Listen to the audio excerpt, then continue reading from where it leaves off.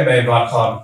कुछ आम खबरें हैं, मैं आपके साथ शेयर कर देता हूं। सबसे पहले तो ये है कि अली अमीन गंडापुर साहब ने बाकायदा अनाउंस कर दिया है कि एतवार वाले दिन, ये जो एतवार अब आ रही है 29 को, एतवार वाले दिन मियां वाली में जलसा करेगी पाकिस्तान तहरीक इंसाफ, और जुमे को पूरे पाकिस्तान में पाकिस्तान तहरीक इंसाफ एहतजाज करेगी। एहतजाजी मुजाहरे होंगे जिनके अंदर अदलिया के साथ यकजहती होगी। इमरान खान साहब की आजादी के लिए तहरीक चल रही है, अदलिया की आजादी और बहाली के लिए तहरीक चल रही है। जो कुछ भी अदलिया के साथ हो रहा है या ये हुकूमत कर रही है, 6 जजेस ने खत लिखकर बताया कि हमारे साथ क्या हो रहा है, किसी किस्म का कोई एक्शन नहीं है, और जजेस अपनी स्पेस को रीगेन करना चाहते हैं।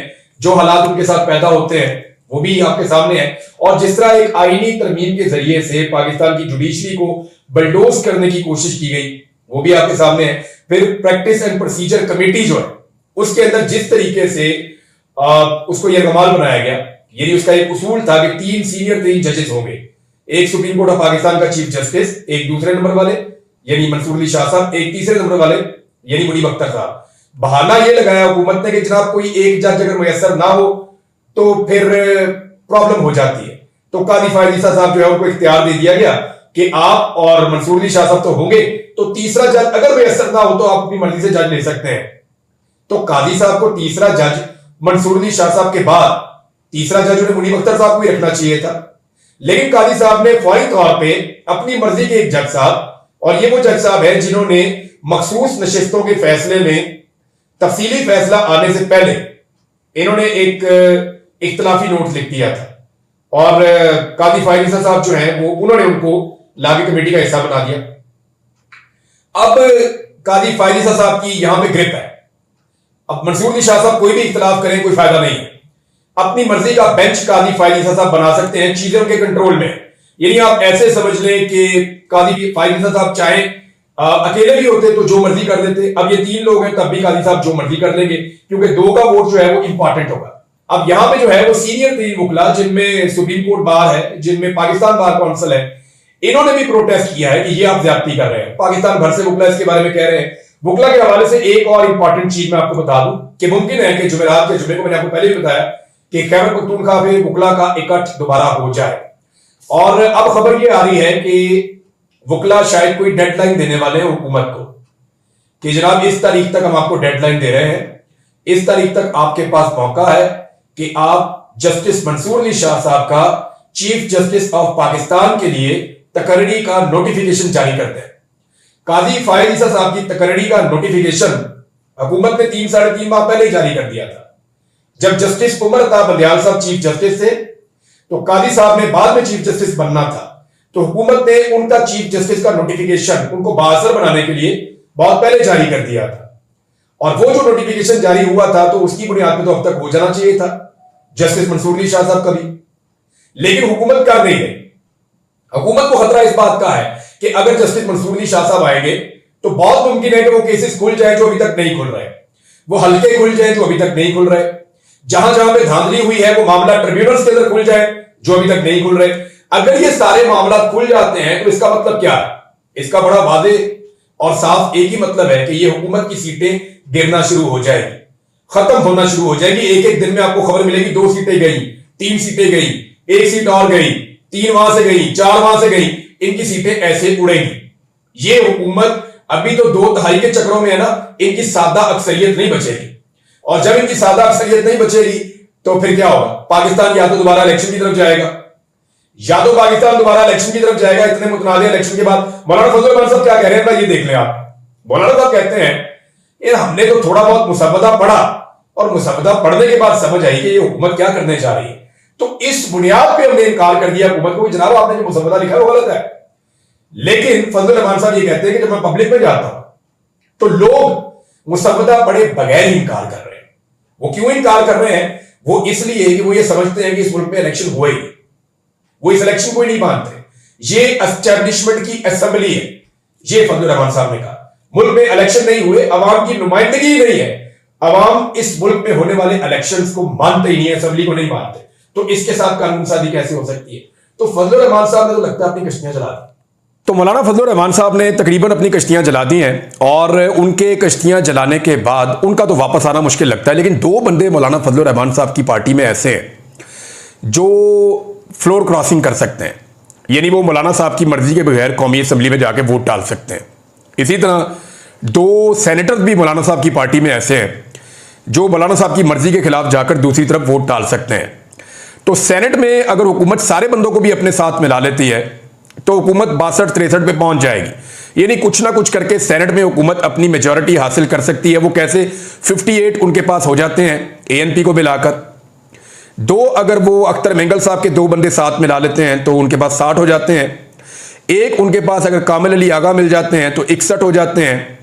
और 2 अगर वो फजलुर रहमान साहब के बंदे तोड़ने में कामयाब हो जाते हैं तो 63 हो जाते हैं। लेकिन इसके लिए उनको एक काम करना पड़ेगा और एक वारदात होने वाली है। आप अगर इस्लामाबाद में रहते हैं तो इस्लामाबाद से जो खबरें आ रही हैं या आप खुद जाकर देख सकते हैं कि इस्लामाबाद में सुप्रीम कोर्ट की तरफ जाने वाले जितने एरियाज हैं उनको ब्लॉक कर दिया गया है। वहां पे बहुत बड़े पैमाने पर कंटेनर्स पहुंचा दिए गए हैं। रेड जोन की सिक्योरिटी को इंतहाई टाइट कर दिया गया है।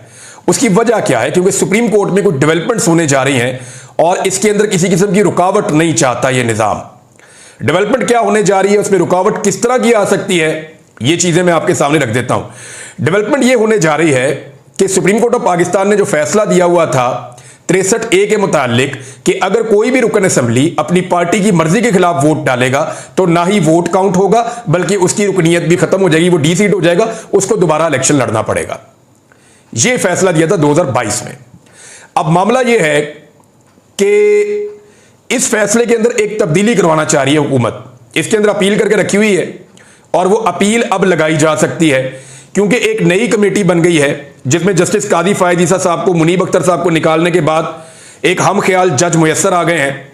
तो ये कमेटी जो है वो एक नया बेंच तश्कील दे सकती है जो बेंच ये फैसला देगा कि 63A के मुताबिक वोट काउंट हो जाएगा, वोट गिना जाएगा, बंदा डिस्क्वालीफाई होकर दोबारा इलेक्शन लड़के आ जाए। ये दोनों चीजें आपको समझ आ गई? तो अगर यह काम हो जाता है और वुकला सुप्रीम कोर्ट में एहतजाज करने नहीं पहुंचते, वुकला हड़ताल नहीं करते और अगर अदलिया यह करने में कामयाब हो जाती है तो फिर हुकूमत के पास एक ऑप्शन और आ जाएगा। हुकूमत जिस मर्जी पॉलिटिकल पार्टी के बंदे को खरीद के उससे वोट दिलवा लेगी। यानी पाकिस्तान तहरीक इंसाफ के बंदे भी वोट डाल सकते हैं, यानी फजलुर रहमान साहब की पार्टी के जितने मर्जी बंदे तोड़वा के वोट डाल लें। जब वो वोट डालेंगे उनका वोट काउंट हो जाएगा, हुकूमत की 2/3 पूरी हो जाएगी और ये जो बंदे डी-सीट होंगे इनको दोबारा इलेक्शन लड़वा के फॉर्म 47 के ऊपर दोबारा असेंबली में भी पहुंचा दिया जाएगा। तो इस तरह इनका कोई ज्यादा नुकसान भी नहीं होगा।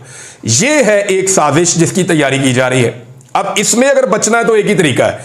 पाकिस्तान तहरीक इंसाफ ने जिन बंदों के ऊपर पाकिस्तान तहरीक इंसाफ को शक है या जिनके ऊपर उनको जरा सा भी शक है, ज्यादातर बंदे जो हैं वो पाकिस्तान तहरीक इंसाफ को पता है कि वो पार्टी को छोड़ेंगे नहीं, वो इमरान खान के साथ गद्दारी या वफादारी नहीं करेंगे।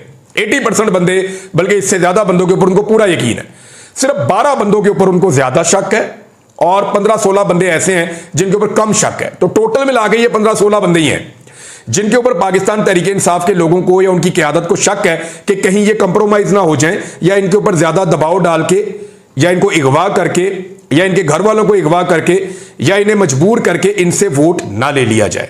अब इसके लिए पाकिस्तान तहरीक इंसाफ स्ट्रेटेजी बना रही है कि इन बंदों का क्या करना है और इन बंदों का क्या करना है। इस हवाले से पाकिस्तान तहरीक इंसाफ एक बड़ी अहम मीटिंग करने वाली है क्योंकि अगर तो ये 63A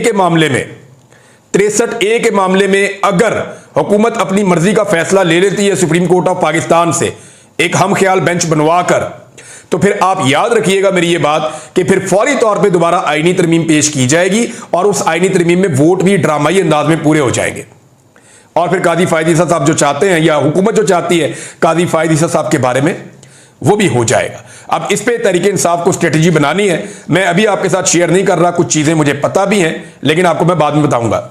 अली अमीन गंडापुर साहब ने एक तो ऐलान कर दिया, दूसरा उन्होंने कहा जी कि अदलिया निशानदेही करे और बताए कि आपके ऊपर दबाव कौन डालता है, पूरी कौम आपका साथ देगी, गुलामी बर्दाश्त नहीं करेंगे।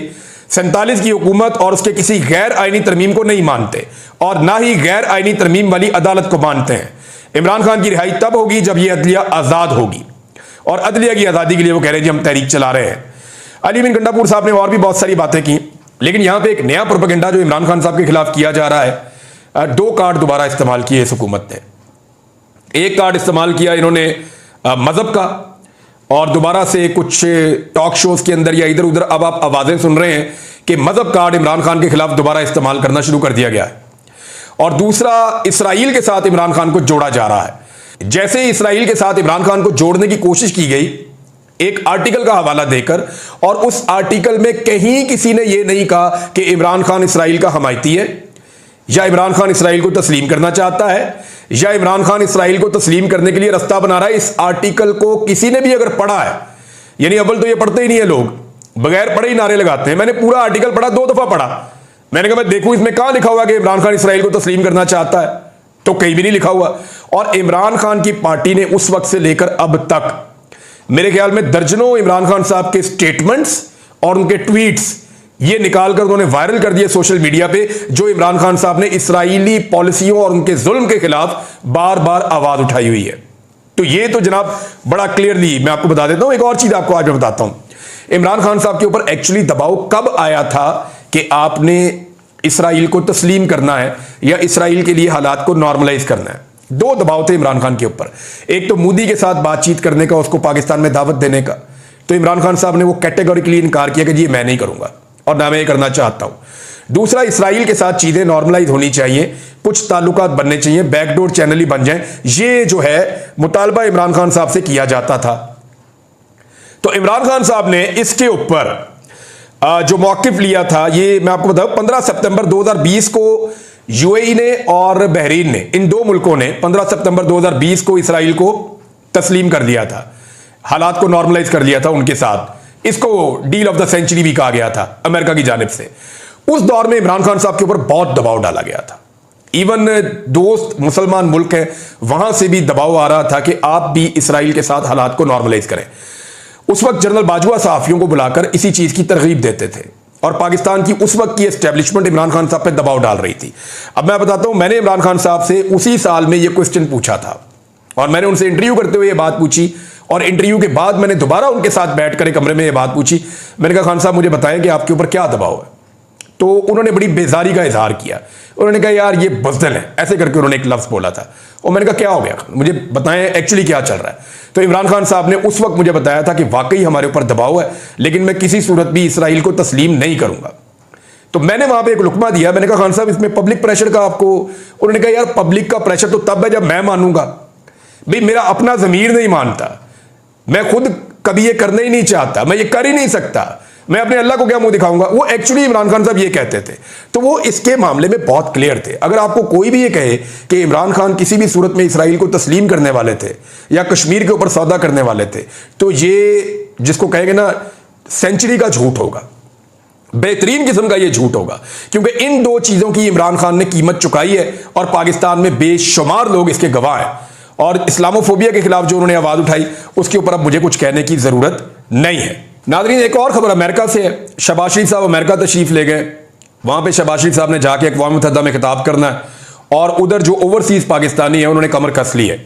यानी ओवरसीज पाकिस्तानी पहले ही बहुत परेशान है पाकिस्तान के हालात से, जो फस्तायत है यहाँ पे, जो जबर है, जो जुल्म है। जो लोग पाकिस्तान ट्रैवल करके आते हैं उनको एयरपोर्ट के ऊपर परेशान किया जाता है, जो लोग वहां पे रहते हैं उनकी फैमिलीज को यहाँ पे हरासा किया जाता है, लोग सोशल मीडिया पे अपनी ओपिनियन भी नहीं दे सकते, तो इस तरह के हालात पैदा किए जाते हैं। तो शहबाज शरीफ साहब जब अक़वाम मुत्तहिदा में खिताब करने जाएंगे, तो इस मौका पर जो ओवरसीज पाकिस्तानी है उन्होंने फैसला किया है कि पाकिस्तान के अंदर उनकी हुकूमत ने जो मैंडेट चोरी किया, जो जबर, जो फस्तायत, जो जुल्म उन्होंने रवा रखा पाकिस्तानियों के साथ, और जो इमरान खान साहब के साथ सलूक किया जा रहा है गैर कानूनी और गैर इंसानी, उसके ऊपर वो वहां पे इस मौके के ऊपर भरपूर एहतजाज करेंगे। नाज़रीन, एक और चीज मैंने चंद दिन पहले आपको बताया था कि बहुत मुमकिन है कि एक मिनी बजट आ जाए। अब हुकूमत भी उसके इशारे देना शुरू हो गई है, और उसकी वजह आपको मैंने पहले बताई थी कि ये टारगेट अचीव नहीं कर पा रहे। पाकिस्तान के अंदर बदतरीन महंगाई करने के बावजूद, पाकिस्तान के अंदर अवाम दुश्मन पॉलिसीज जो है मईशत की वो लागू करने के बावजूद, बदतरीन टैक्सेस लगाने के बावजूद, पेट्रोल को, घी को, सब्जियों को, दालों को, चावल को, हर चीज को महंगा करने के बावजूद, आम आदमी की जिंदगी को अजीरन करने के बावजूद, यह हुकूमत पैसे इकट्ठे नहीं कर पाई। क्योंकि पाकिस्तान में कारोबार ही ठप है, कोई काम करना ही नहीं चाहता, बाहर से इन्वेस्टमेंट भी नहीं आ रही, और SIFC नाम का एक इदारा बनाया हुआ है, लेकिन उसके बावजूद पाकिस्तान के अंदर सरमायाकारी 50 साल की नीचे तरीन सतह पे चली गई है, महंगाई 50 साल की ऊपर तरीन सतह पे आ गई है। तो इन बदतरीन हालात के अंदर IMF के टारगेट्स पूरे ना करने की वजह से दोबारा से, क्योंकि ये मैंने आपको कहा था एक सहमाई जब गुजरेगी तो हालात बिगड़ जाएंगे, और आईएमएफ आपके साथ निगोशिएशंस दोबारा करेगा और दोबारा आपको एक और बजट लाने के लिए कहेगा, ज्यादा मुश्किल शराइत रखेगा, आम आदमी के कंधों पे ज्यादा बोझ डाला जाएगा, तनख्वाहदार तबके को पीसा जाएगा। तो ये एक बुरी खबर है कि हुकूमत ने अब इशारे देना शुरू कर दिए हैं कि जनाब हमें दोबारा से एक मिनी बजट की तरफ जाना पड़ सकता है क्योंकि हमारे टारगेट्स अभी तक पूरे नहीं हो रहे। अब मेरी दुआ है कि कुछ ना कुछ करके कोई मिरेकल हो जाए, कुछ हो जाए, हुकूमत किसी तरह ये टारगेट्स पूरे कर ले और पाकिस्तान मिनी बजट की तकलीफ से बच जाए। अभी जो बजट है उसने अवाम की कमर तोड़ी है, अगर ये एक और मिनी बजट लेकर